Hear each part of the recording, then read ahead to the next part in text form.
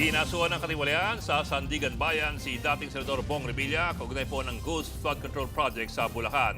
Dawit din ng 6 na iba pang dating engineer ng DPWH. Ito na ang ikatlong kasong iniakyat ng Ombudsman sa korte kaugnay ng flood control scandal. Nasa frontline ng balitang yan si JC Cosico. Bungkos-bungkos na mga dokumento ang bitbit ng mga tauhan ng Ombudsman na magpunta sila sa Sandigan Bayan. Yan ay para kasuhan ng graft at malversation. Sina dating Senador Bong Revilla at 6 na dating opisyal ng DPWH Bulacan 1st District Engineering Office. Kabilang dyan sina Assistant District Engineer Bryce Hernandez at Engineer JP Mendoza.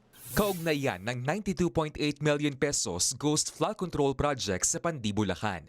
Following an exhaustive investigation in collaboration with the Department of Justice involving the examination of voluminous documents, conducting field verification, and assessment of sworn statements from community witnesses, the Office of the Ombudsman determined that there exists probable cause to file criminal charges.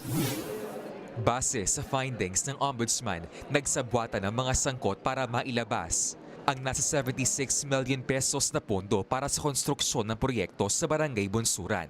Idineklara yang kompleto pero walang naitayong proyekto. Thereafter, to facilitate the release of the entire project cost, the respondents are found to have falsified accomplishment reports, issued fraudulent billing documents, and endorsed disbursement vouchers. No bail o walang piyansa ang nirekomenda ng Ombudsman sa kasong malversation. Hiniling din nila sa Sandigan Bayan na agad na maraffle ang kaso sa dibisyong hahawak nito, pati ang agad na paglalabas ng warrant of arrest at whole departure order laban sa mga sangkot. Noong isang taon, kinuwento sa Senate Blue Ribbon Committee, di dating DPWH Undersecretary Roberto Bernardo na kumukubra umano si Revilla ng 25% na commitment o kickback sa mga proyekto ng DPWH. Wala pang pahayag si Revilla at ang iba pang akusado kaugnay ng kasong iniakyat ng Ombudsman sa Sandigan Bayan. Pero una na yang itinanggi ng dating senador ang kasong kinakaharap ngayon ni Revilla, ang ikatlong flood control case na iniakyat ng Ombudsman sa korte. Noong November 2025, sinampahan ng kasong malversation at graft sa Sandigan Bayan sina dating Ako Bicol Party List Congressman Zaldico, mga opisyal ng DPWH Mimaropa at SunWest Incorporated. Kaugnayan ng 289.5 million pesos na substandard road dike project sa Nauhan Oriental, Mindoro. Sinundan yan ng pagsasampa sa Digos Regional Trial Court noong Disyembre ng kasong malversation at graft laban sa mga opisyal ng DPWH Davao Occidental at ng St. Timothy Construction kabilang si Sara Diskaya. Dahil naman ito sa 96.5 million peso Ghost Flood Control Project sa Jose Abad Santos.